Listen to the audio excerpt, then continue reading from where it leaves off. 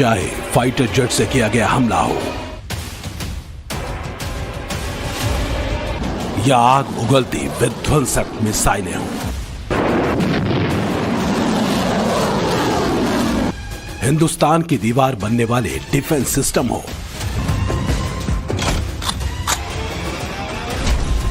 या दुश्मन को बर्बाद करने वाली मशीन गन हो, ये दस्तक हिंदुस्तान की, धमक देसी हथियारों की। ये शौर्य सेना का है, संकल्प मोदी का और मैसेज दुश्मनों के लिए। देश की महिला जवान बताएंगी कैसे छुड़ाए उन्होंने पाकिस्तान के पसीने। देश के जाबाज सिपाही खुद सुनाएंगे पाकिस्तान को पसीने लाने वाले ब्रह्मास्त्रों की कहानी। मोदी की नसों में लहू नहीं, गरम सिंदूर बह रहा है। विनय न माने जलधि जड़, भय 3 दिन बीत, बोले राम सकोप तब, भय बिन होए न प्रीत।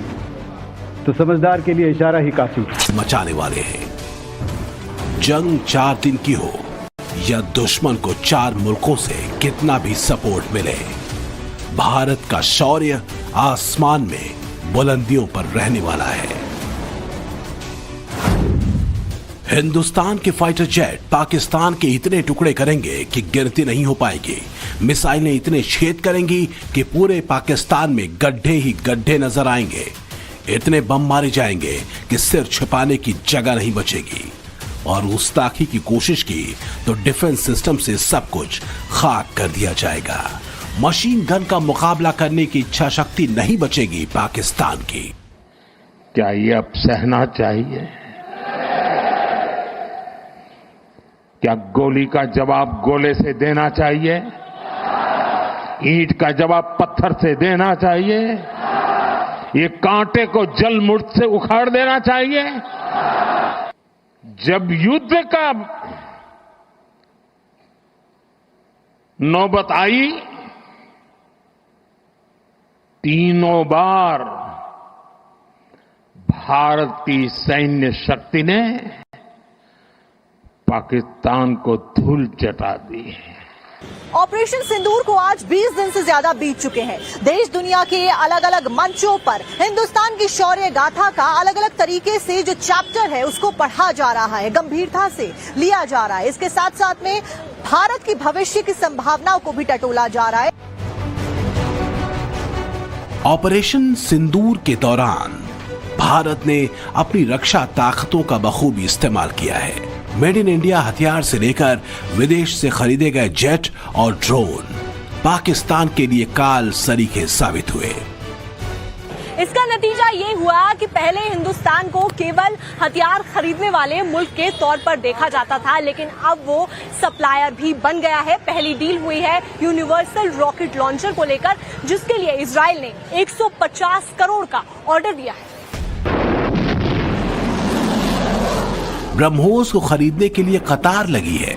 दुनिया के कई देश इस मिसाइल को अपने सैन्य बेड़े में शामिल करना चाहते हैं। सबकी इच्छा यही है कि पाकिस्तान में आतंकी ठिकानों से लेकर पाकिस्तान के एयरबेस को बर्बाद करने वाली ये मिसाइल उनके सैन्य बेड़े का हिस्सा बने। रूस की मदद से तैयार होने वाली इस मिसाइल को हाल ही में भारत ने फिलीपींस को बेचा है, करीब 3,225 करोड़ की डील के तहत।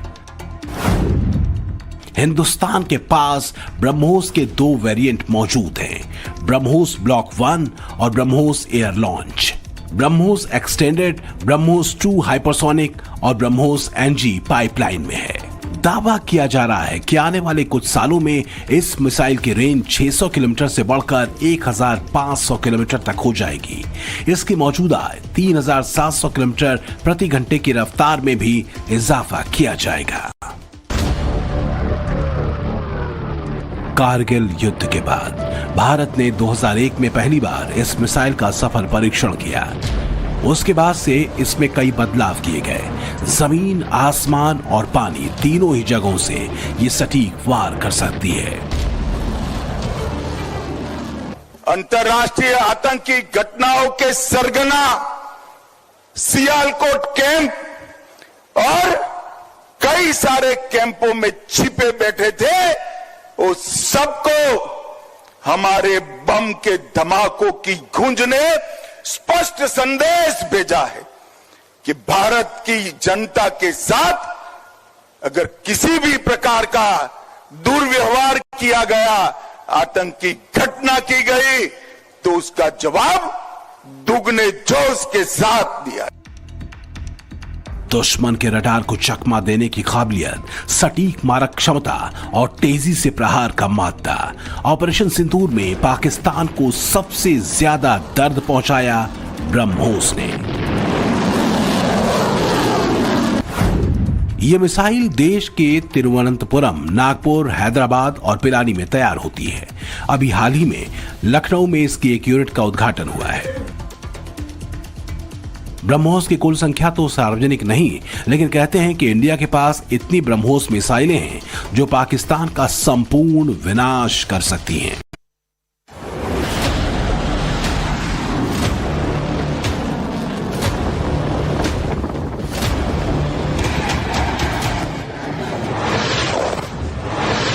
भारत ने ब्रह्मोस के अलावा स्कैल्प मिसाइल का इस्तेमाल हैमर बम और कैमिकेज ड्रोन से भी कई आतंकी ढांचे तबाह किए।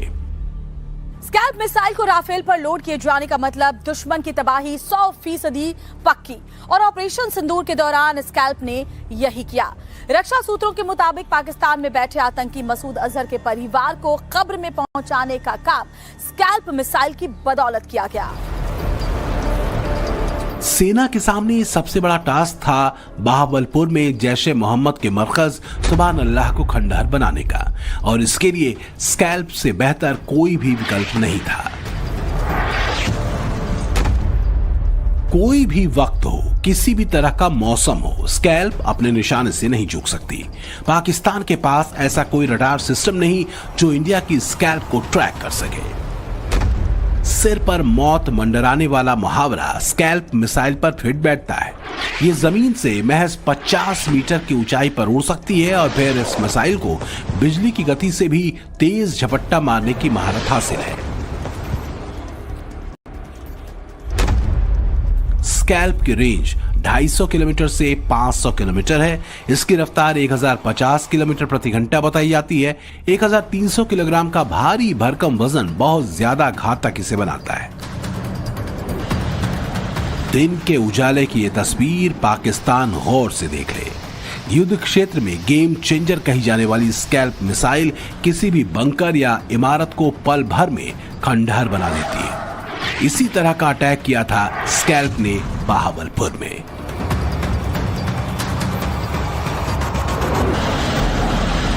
फ्रांस और ब्रिटेन की मदद से तैयार होने वाली इस मिसाइल को हिंदुस्तान ने साल 2016 में खरीदा था। जिस तरह से हिंदुस्तान ने पाकिस्तान और पीओके में स्कैल्प मिसाइल से हाहाकार मचा दी, ठीक इसी तरह यूक्रेन ने भी रूस के खिलाफ इस मिसाइल का इस्तेमाल किया। स्कैल्प मिसाइल को डीप स्ट्राइक करने की कैपेबिलिटी इसके नेविगेशन सिस्टम से मिलती है। आर्मी के पास मौजूद करीब 300 स्कैल्प मिसाइलें 24 घंटे राफेल के साथ उड़ान भरने को तैयार हैं। ऑपरेशन सिंदूर 22 अप्रैल को पहलगाम में हुए विभत्स आतंकवादी हमले के शिकार मासूम नागरिकों व उनके परिवारों को न्याय देने के लिए लॉन्च किया गया था। इस कार्रवाई में 9 टेररिस्ट कैंप्स को टारगेट किया गया और पूरी तरह से इसे बर्बाद किया गया। आतंकी ठिकानों को मिट्टी में मिलाने की ये तस्वीर जब दुनिया ने देखी, तब पाकिस्तान को पहलगाम अटैक की गलतियां याद आईं। उसे सोचा नहीं था कि भारत इतने हैमर बम बरसाएगा कि हर तरफ आग और राख का मंजर नजर आएगा। हैमर बम की रेंज 70 किलोमीटर तक है। इसे हवा से जमीन की तरफ छोड़ा जाता है। किसी मुश्किल इलाके से भी इसे दागा जा सकता है। कम ऊंचाई से भी इसके जरिए अटैक किया जा सकता है। तस्वीर देख लीजिए, समझ आ जाएगा कि एक हैमर बम कितने बड़े पैमाने पर बर्बादी मचाता है। अगर किसी इलेक्ट्रॉनिक जैमिंग के जरिए इसे रोकने की कोशिश की जाती है तो उसे चकमा दे सकता है। कहते यही है कि दुश्मनों के लॉन्च पैड और कमांड पोस्ट के लिए काल की तरह है ये हैमर बॉम्ब। हैमर बम का इस्तेमाल उस जगह ज्यादा किया जाता है जहां टारगेट एक जगह से दूसरी जगह पर मूवमेंट कर रहा हो। इसका वजन 125 किलोग्राम से 1000 किलोग्राम तक होता है। अब जितना शक्तिशाली बम होगा उतना ज्यादा इलाका तबाह होगा। आत्मनिर्भर भारत के तहत भारत ने फ्रांस के साथ इस बम को बनाने का फैसला लिया था। 2026 तक करीब 30,000 बमों के निर्माण का टारगेट था, लेकिन उससे पहले ही इनके इस्तेमाल की घड़ी आ गई। सेना या सरकार की तरफ से क्लियर नहीं किया गया, लेकिन सूत्रों के मुताबिक राफेल से इसे लॉन्च किया गया था। जिस प्रेसिजन के साथ यानी जिस सटीकता के साथ ऑपरेशन सिंदूर एग्जीक्यूट किया गया वह अनइमेजिनेबल है, बहुत ही सराहनीय है।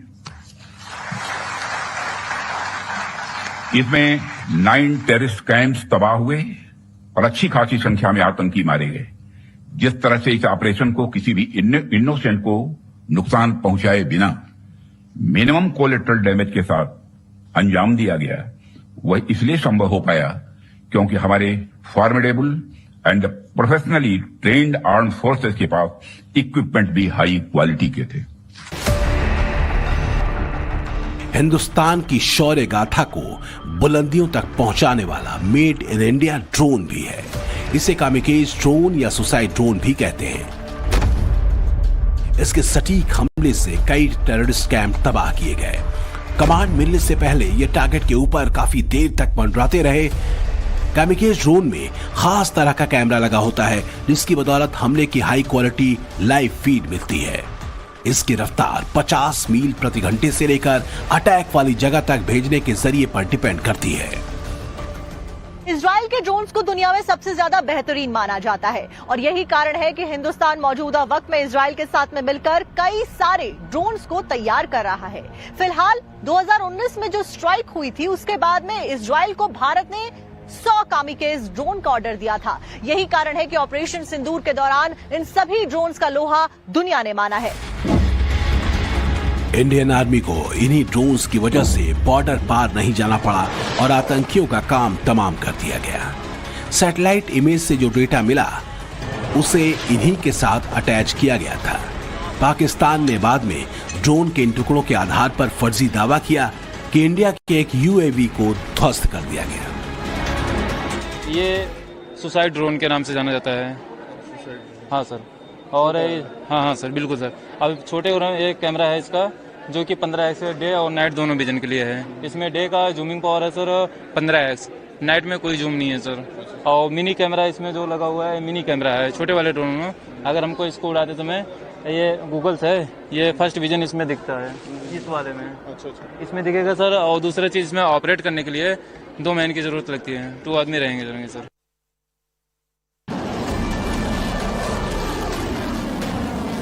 स्कैल्प मिसाइल और हैमर बॉम्ब ये दोनों हथियार राफेल से दागे जाते हैं। इसलिए बीते कई दिनों से चर्चा हो रही है कि राफेल के जरिए पाकिस्तान पर हमला किया गया। राफेल की रफ्तार किसी आंधी से भी ज्यादा है, 1912 किलोमीटर प्रति घंटे से भी तेज, जबकि पाकिस्तान का JF-17 इसके मुकाबले 1910 किलोमीटर की स्पीड ही पकड़ सकता है। राफेल की रेंज 3700 किलोमीटर है, वहीं पाकिस्तानी JF-17 थंडर की रेंज 3482 किलोमीटर।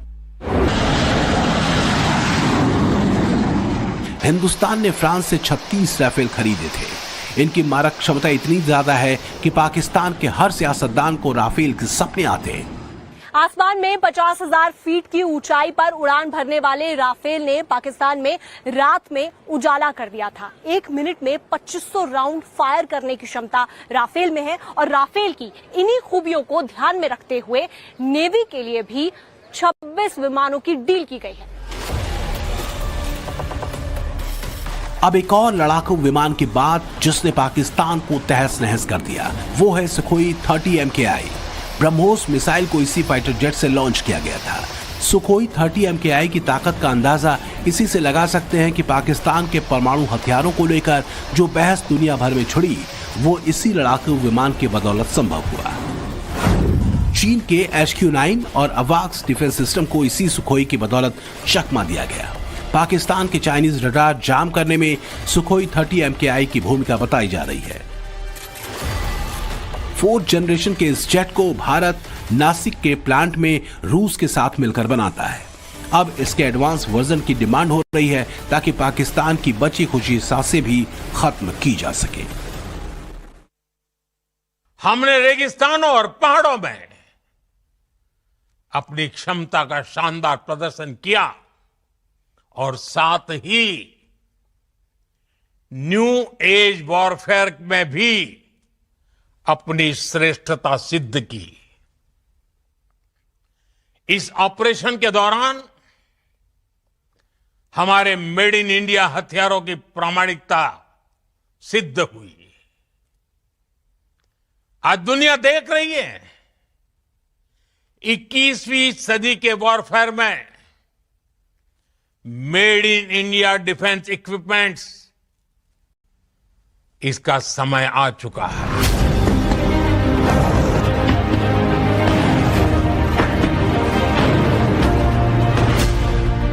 ये हिंदुस्तान की तस्वीर है, दुश्मन की हर साजिश को आसमान में ही धुआं धुआं कर देने वाला रक्षा कवच।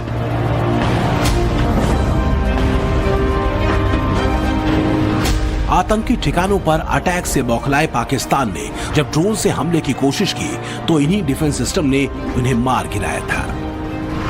इनके नाम हैं S-400, आकाश तीर, बराकेट, L-70 और शिल्का। हिंदुस्तान ने पहली बार S-400 का इस्तेमाल किया और जब इसकी पावर दिखी तो पाकिस्तान की 3 रातें काली हो गई।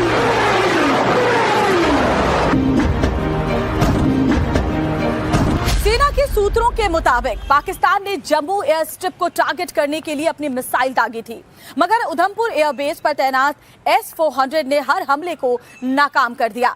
रूस से खरीदे गए इस महाबली ने पाकिस्तान की चाइनीज मेड PL-15E मिसाइल को भी हवा में ध्वस्त कर दिया। पाकिस्तान ने सोचा था कि ड्रोन की आड़ में PL-15E मिसाइल से अटैक कर वो बड़ी साजिश को अंजाम दे देगा, लेकिन S-400 का सटीक वार दुश्मन की हर सोच पर भारी पड़ा। इंडिया के पास 3 S-400 डिफेंस सिस्टम है। 2026 में 2 और S-400 मिल जाएंगे। प्रधानमंत्री नरेंद्र मोदी ने S-400 के साथ खड़े होकर पाकिस्तान तक मैसेज दे दिया, हल्के में मत लेना, बहुत बुरी तरह मारे जाओगे। हिंदुस्तान के इस देसी डिफेंस सिस्टम को भी देख लीजिए, नाम है आकाश तीर। ये अपने नाम के मुताबिक सही मायने में आकाश का धुरंधर निकला।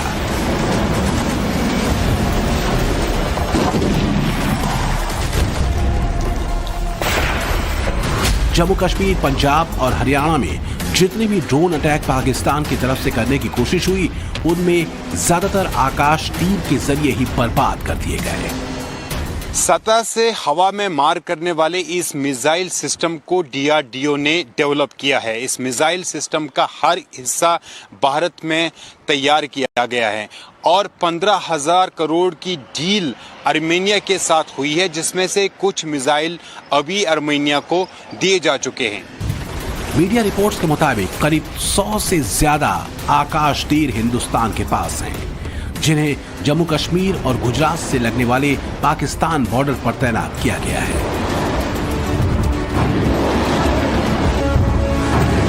तस्वीर आपको इमरान अब्बास दिखा रहे हैं और साफ तौर पर आप देखेंगे कि आपको एक छोटा सा बॉक्स नजर आएगा और साफ तौर पर पाकिस्तान ने भी इसकी कोई भी सोच या कोई भी तैयारी नहीं रखी थी। पर इतना जरूर बता सकते हैं कि हवा की रेंज में जितने भी ड्रोन्स आते हैं या फिर अनमैन्ड ड्रोन्स पहुंचते हैं, UAV पहुंचते हैं, मिसाइल्स पहुंचती हैं, ये उन सभी को पूरे के पूरे एरियाज में ट्रैक करता है। और ना सिर्फ ट्रैक करने के अलावा ये एयर डिफेंस सिस्टम जो अन्य जगहों पर मौजूद हैं उन्हें भी उसकी इन्फॉर्मेशन रियल टाइम में दे सकता है। यानी कि जैसे ही आप टीवी पर लाइव न्यूज कवरेज देखते हैं और उसी तरीके से ये लाइव रियल टाइम में सारी इंफॉर्मेशन को, सारे डेटाबेस को कलेक्ट करता है, जिससे कि इसकी मारक क्षमता जो है वो रियल टाइम में पता लगाई जा सकती है। आकाश तीर सिस्टम एक automatic command and control system है जो कि जितने भी एयरबोर्न ऑब्जेक्ट्स हैं अपने जो हवा में उड़ रहे हैं उनका फीड इसके पास आता है। तो फिर जो यहाँ पे ऑफिसर होता है वो बैठता है, वो ये देखता है कि होस्टाइल कितने हैं उसमें से। जो भी होस्टाइल होगा और जिस एरिया में होगा वहां पे हम मैसेज पहुंचाएंगे कि आपकी तरफ ये होस्टाइल टारगेट आ रहा है। तो जो भी वेपन एंड वहां पे होगा, चाहे वो गन सिस्टम हो या फिर मिसाइल सिस्टम हो, वो उस वेपन को इंगेज इफेक्टिवली करेगा। बराक 8, MRSAM, अब्रा, ये तीनों नाम एक ही मिसाइल सिस्टम के हैं और इसके अलग अलग वेरिएंट सेनाओं के पास हैं। सतह से हवा में मार करने वाली इस मिसाइल प्रणाली ने पाकिस्तान की कुछ मिसाइलें ध्वस्त कर दी थी। सूत्रों का दावा है कि सिरसा में जिस पाकिस्तानी मिसाइल को इंटरसेप्ट कर मार गिराया गया वो बराक 8 का ही करिश्मा था।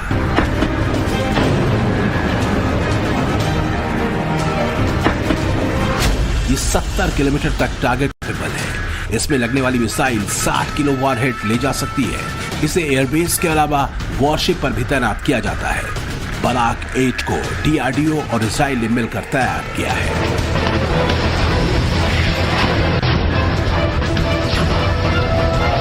कई साल पहले खरीदे गए पिचौरा ने भी पाकिस्तान के ड्रोन्स को खिलौनों की तरह हवा में उड़ा दिया। पिचौरा के बारे में कहते हैं कि इससे किसी भी हथियार को मार गिराने की 92% गारंटी होती है। पिचौरा को 70 के दशक के रूस से खरीदा गया था, लेकिन पुराने जमाने के इस सिस्टम को DRDO ने अपग्रेड किया और लेटेस्ट मिसाइल सिस्टम के बराबर ला दिया।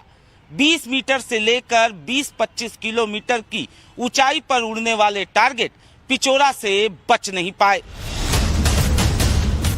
पाकिस्तान ने तुर्की के जिन ड्रोन से अटैक की मंशा पाल रखी थी, उन्हें पिचौरा से लॉन्च की गई 5V-24 और 5V-27 मिसाइलों ने नाकाम कर दिया। कम ऊंचाई के टारगेट को हिट करने वाले पिचौरा से लड़ाकू विमान, हेलीकॉप्टर और क्रूज मिसाइल भी नहीं बच पाते। दुश्मन के एयर डिफेंस सिस्टम को नष्ट करके भारत के सेना ने जिस शौर्य पराक्रम का परिचय दी करके भारत की सुरक्षा को पुख्ता इंतजाम करने का उदाहरण प्रस्तुत किया, यह प्रधानमंत्री जी के द्वारा 10 वर्ष पूर्व प्रारंभ किए गए मेड इन इंडिया की उस ताकत का भी एहसास दुनिया को कराता है जो इस बार ऑपरेशन सिंदूर के माध्यम से दुनिया ने देखा है।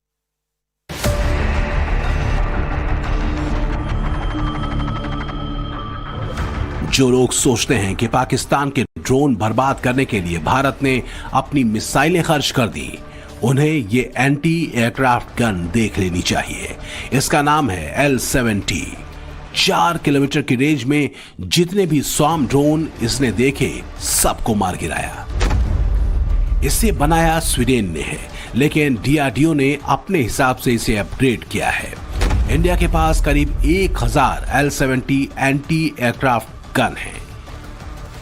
Radar based fire control system से लैस इन गन्स ने इंडिया की डिफेंस यूनिट को मजबूत बना दिया है। इसका एक आकार आपको बताने के लिए काफी है कि इसकी जो रेंज है वो काफी ज्यादा सटीक है। दूसरी अहम बात यह है कि एक तरफ जो नजदीकी ड्रोन्स आते हैं जिससे सबसे ज्यादा अटैक जो है वो पाकिस्तान ने करने की कोशिश की थी, उन्हें ये जल्दी से भाप लेते हैं, चंद सेकंडों में उन्हें निस्तान नाबूद कर सकते हैं। जब आप देख पा रहे हैं कि इसकी फिलिंग की जा रही है, यानी कि इसे तैयार किया जा रहा है, तब जो है इसकी मारक क्षमता की खूबियां मैं आपको बताते चलूं कि 50 से अधिक पाकिस्तानी ड्रोनों को मार गिराने में इसकी सक्षमता जो है वो देखी गई है। साफ तौर पर ये चारों दिशाओं में काम करता है और इसकी सबसे बड़ी खासियत यह भी है कि यह जो है रडार आधारित अलर्ट है, यानी कि दुश्मन के ड्रोन या मिसाइल के हमले से पहले रडार सिस्टम अलर्ट देता है, जिससे कि जवाबी कार्रवाई के लिए इन्हें समय मिलता है। आपको बता दें कि L-70 जैसे हथियार बहुत ही तेजी से काम करते हैं और किसी भी तरीके के खतरे को कुछ सेकेंड्स में नष्ट कर सकते हैं। देखिए, ऑपरेशन सिंदूर में आप जिस इलाके में खड़े हैं, यहीं पे भी बहुत सारे ड्रोन अटैक किए गए थे, जो कि फेल्ड अटेम्प्ट से एनिमी के द्वारा इनको मिजरेबली हमने फेल कराया गया है, क्योंकि हमने ड्रोन्स को इफेक्टिवली न्यूट्रलाइज किया है। जितने भी ड्रोन्स आए उन सबको न्यूट्रलाइज किया गया, गिराया गया, और वो सब करने की जिम्मेवारी जो थी वो इस गन ने की है।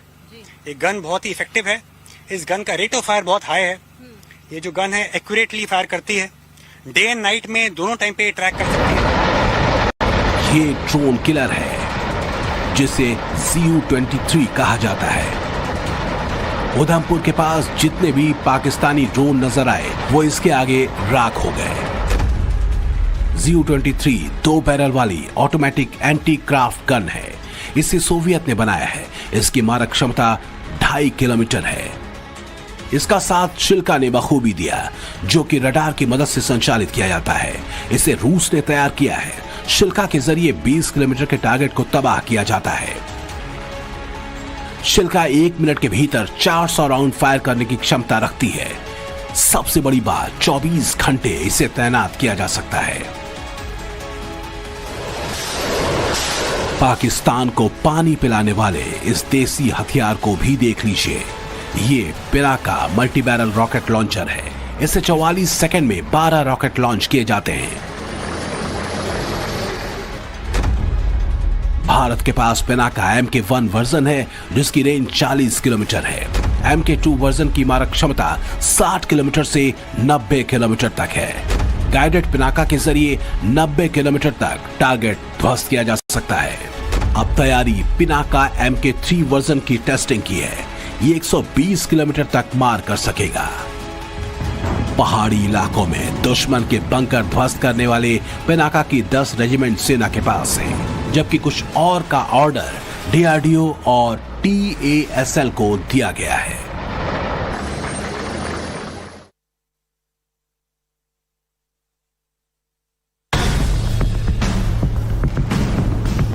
ये पाकिस्तान के मौत के सामान है।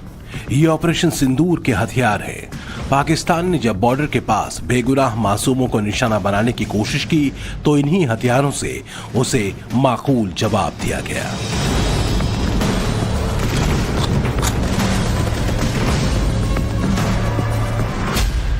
हाई कैलिबर मशीन गन से पाकिस्तानी सेना की पोस्ट खाक की गई। इग्ला सिस्टम से आसमान में आने वाले खतरे को 7 सेकंड के भीतर तबाह किया गया। इंडियन आर्मी के जखीरे में ऐसी कई आर्टिलरी हैं जो घातक साबित हुई। ये वो लोग हैं जो कि ऑपरेशन सिंदूर का वो एक्टिव हिस्सा रहे हैं, जिन्होंने पाकिस्तान को सबक सिखाया है। ऑपरेशन सिंदूर के दरमियान मैं इसके बारे में जानकारी भी लेते चलूं कि सर, जब सीज फायर का उल्लंघन होता है, किस तरीके से जवाबी कार्रवाई होती है और कितना समय लगता है हमें दुश्मन को उनका जवाब देने में? मैं आप लोगों को बता देना चाहता हूं कि सीज फायर का उल्लंघन पाकिस्तान ने जब किया, उससे पहले ही जो पीस टाइम था उसमें हम अपनी अच्छी तैयारियां, अपनी ट्रेनिंग को हासिल करते हैं। जो जज्बा है जवानों का, वो तेजी के साथ फुर्ती देता है उन्हें इन सारे स्टेप्स को मूव करने में, रिलोकेट करने में। ये उसकी एक तस्वीर है और साफ तौर पर जिस तरीके से हम जानकारी दे रहे हैं, यह वह स्पॉट है जहां से 100 से ज्यादा राउंड्स के करारे जवाब पाकिस्तान को एक रात के अंदर गूंजते हुए सुनाई दी, जिसके चलते उनकी कई पोस्टें भी निस्तानाबूद हुई। मशीन गन से पाकिस्तानी पोस्ट को तबाह करने का ये लाइव वीडियो देखिए। LOC के बिल्कुल पास मशीन गन से इसी तरह जवाब दिया गया और साफ शब्दों में चेताया गया कि ऑपरेशन सिंदूर तो ट्रेलर है, बड़ी तबाही बाकी है। ये कुछ एक्सप्लोजिव इसके अंदर, इन बॉक्सेस के अंदर भरा हुआ, इनको एक्सप्लोजिव रिएक्टिव आर्मर बोलते हैं। जब भी दुश्मन का कोई राउंड इससे लगेगा, चाहे वो मिसाइल हो, चाहे केमिकल एनर्जी हो, वो इस टैंक को पेनिट्रेट नहीं कर सकता है। ये इसको एक्स्ट्रा प्रोटेक्शन देता है। इसके अलावा हमारे को अपनी पोजीशन, अगर एक जगह से फायर करके दूसरी पोजीशन लेनी पड़े तो हमारे पास स्मोक ग्रेनेड लॉन्चर्स हैं, इनका इस्तेमाल करेंगे हम। ये दुश्मन के सामने एक स्मोक स्क्रीन बना देगा ताकि हम दूसरी पोजीशन से जाकर उसको बर्बाद कर सकें। अगर पाकिस्तान को मिसाइलों और बमों से छलनी किया गया तो रडार से उसकी हर हरकत को इंटरसेप्ट किया गया। चारों दिशाओं से तेजी से घूमने वाले ऐसे कई देशी रडार पाकिस्तान पर काल बनकर टूट पड़े। टाइम्स ऑन भारत की इस विशेष रिपोर्ट में सबसे सटीक फायरिंग सिस्टम रडार की तस्वीर आपको मैं दिखाते चलूं, और ये है वो रडार जिसे आप देख पा रहे हैं।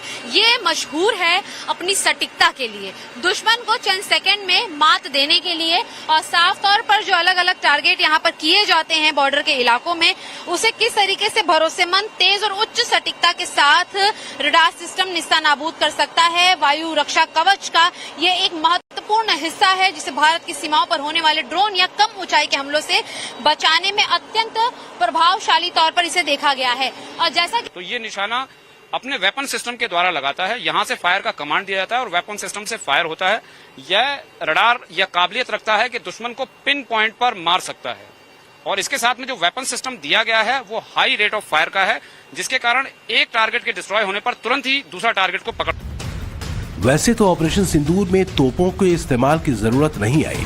पाकिस्तान ने घुटनों पर माफी मांगकर सीज फायर की दरखास्त कर दी, लेकिन पाकिस्तान की कायर फौज को करगिल की तरह सबक सिखाने के लिए तोपों का मुंह लगभग खुल चुका था। पीछे जो आप आर्टिलरी गन यानी कि तोपे देख सकते हैं, इसका ऐतिहासिक महत्व भी भारत पाकिस्तान के बीच जो तनाव रहा है उसमें सबसे ज्यादा रहा है, क्योंकि एक तरीके से ना सिर्फ ये अटैक करती है बल्कि यह शील्ड करने का काम भी बखूबी करते हैं। और हमने वैश्विक स्तर पर जिस तरीके से युद्ध चल रहे हैं उसमें एडवांस टेक्नोलॉजी के ड्रोन हो या फिर नए मिसाइल्स हो, उसके बावजूद भी शील्डिंग का बॉर्डर पर सबसे बखूबी काम तोपों से कैसे किया जाता है, अपनी सीमा के अंतर्गत रहते हुए कैसे दुश्मन के नापाक इरादों को, उनके उन पोस्ट को या फिर उनके उन तैनातियों को ध्वस्त किया जा सकता है, ये उसकी एक जीती जागती मशीन है। Across the line of control हमारी आर्टिलरी गन्स का डिप्लॉयमेंट है, जिन्होंने एनिमी की पोस्ट पर काफी एक्यूरेट, काफी प्रिसाइज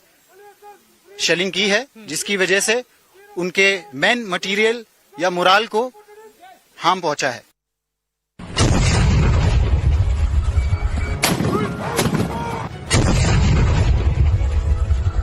पाकिस्तान इन तस्वीरों को गौर से देख ले। पीओके में बचे खुचे आतंकी भी हिंदुस्तान की इस दिलेरी को पहचान ले। ये बीएसएफ का हमला है, जिसने ऑपरेशन सिंदूर के दौरान हल्ला बोला। पाकिस्तानी सेना की 70 से ज्यादा चौकियों को बीएसएफ ने इन्हीं हमलों में नष्ट कर दिया। पाकिस्तान ने भारत के बॉर्डर से लगने वाले 60 पोस्ट पर अटैक किया, जिसके जवाब में बीएसएफ ने 76 पाकिस्तानी पोस्ट को तबाह कर दिया। पाकिस्तान ने 49 फॉरवर्ड डिफेंस लोकेशन को टारगेट बनाया तो बीएसएफ ने 42 पर करारा पलटवार किया। ऑपरेशन सिंदूर जब शुरू हुआ तो बीएसएफ पूरी इंडो पाकिस्तान बॉर्डर पे तैनात रही है। कश्मीर में और जम्मू में एलओसी पे आर्मी के साथ मिलके हमने दुश्मन के ऊपर हमला किया है। और यहाँ जम्मू के इलाके में जब बीएसएफ के ऊपर क्रॉस बॉर्डर फायरिंग पाकिस्तान के द्वारा करी गई तो हमने एक प्री प्लान तरीके से, सुनियोजित तरीके से ना सिर्फ पाकिस्तानी पोस्टों पे हमला किया पर वहाँ स्थित टेरर लॉन्च पैड्स पे भी हमला किया। पाकिस्तान की 13वीं के सामान देख लीजिए। ये वही हथियार हैं जिनकी बदौलत बीएसएफ ने नापाक इरादों को कुचल दिया। इनमें एंटी मटेरियल राइफल विध्वंसक है, जिसकी रेंज 1300 से 1800 मीटर है। ऑटोमेटिक ग्रेनेड लॉन्चर भी चलाए गए, जिन्होंने 1700 से लेकर 2100 मीटर तक मार की। 2.7 मिलीमीटर एंटी एयरक्राफ्ट गन है, जिनकी मदद से ड्रोन और चौकियां उड़ाए गए। मीडियम मशीन गन के जरिए पाकिस्तानी बंकर नष्ट किए गए।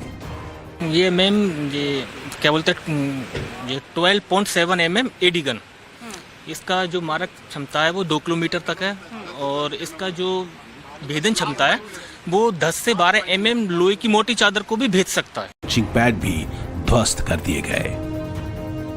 इन लॉन्चिंग पैड का नाम लूनी, मस्तपुर और छाबरा बताया जा रहा है। लूनी बॉर्डर के सबसे ज्यादा नजदीक है। इसे बीएसएफ ने 3 तरफ से घेर कर टारगेट किया। साहब एक जोरदार मैसेज दुश्मन को जाए, इस एरिया से, जम्मू रीजन से टूरिस्ट अपनी हरकतें बंद करे हो। तो उस रात जब हमने इनका मूवमेंट एडवांस में डिटेक्ट किया तो वी टुक ए कॉल भी इनको, इससे पहले भी वो कोई इन्फिल्ट्रेशन कर पाए या कुछ नुकसान हमारे जवानों का कर पाए तो उसको वहीं पे उसी की ज़मीन पे ही बर्बाद किया जाए। हमने जैसे ही 9 तारीख को हमारे पास फिर से एक इन्फॉर्मेशन है कि जहाँ पे कि बताया गया था कि 18 से 20 मिलिटेंट वहाँ पर आए हुए हैं और वो जो है रात को जो क्रॉस बॉर्डर फायर होगा उसका फ़ायदा उठाते हुए वो भारत में घुसपैठ करना चाहते हैं ताकि वो पीछे जाके जो हमारी लोकेशन है उनको नुकसान पहुंचा सके। तो समय ना गवाते हुए हमने प्लान को जो तैयार किया और जो है 9 की रात को हमने उसको तबाह कर दिया। ऑपरेशन सिंदूर नाम पूरी दुनिया में ट्रेंडिंग है। इस नाम की एक पोस्ट बीएसएफ ने सांबा में रखने की रिक्वेस्ट की है। बीएसएफ को उम्मीद है कि फॉरवर्ड पोस्ट का नाम सिंदूर रखा जाएगा। इस पोस्ट पर तैनात महिला जवानों ने ही पाकिस्तान के छक्के छुड़ा दिए थे। मैं वहाँ पर कंपनी कमांडर थी, यानी जो कंपनी मेरी डिप्लॉयड है मैं उनको कमांड कर रही थी कि कहाँ पर क्या करना है। और रही बात 7 के बाद, हमने अपनी तैयारी पूरी तरीके से शुरुआत कर दी थी। हमारे जितने भी ट्रूप्स थे वो फॉरवर्ड ड्यूटी पॉइंट्स पे ही डिप्लॉयड थे, पूरा यानी 24 घंटे आप वो वहीं रह रहे थे। तो हमारी किसी तरीके की अंदर घुसपैठ भी रुक गई और जो पाकिस्तान ने मुंह तोड़ जवाब हमने उनको दिया है। जो जितना भी उनने फायर किया हमने उनकी हर पोस्ट पे फायर किया है, हर ओपी पॉइंट पे उनके फायर किया है, उनके सर्वेलेंस इक्विपमेंट पे फायर किया है, इतना कि वो भागने में मजबूर हो गए। जैसे उनका एक फायर आता तो हम भी उनके 10 फायर कर रहे थे और फिर अपना गोला बारूद भी बचाना था कि ऐसे पता नहीं कितने दिन चलेगा। और फायर जैसे आ रहा था उसका जवाब फायर से दे रहे थे। में 2 फायर का फायर आया था 3:10 में।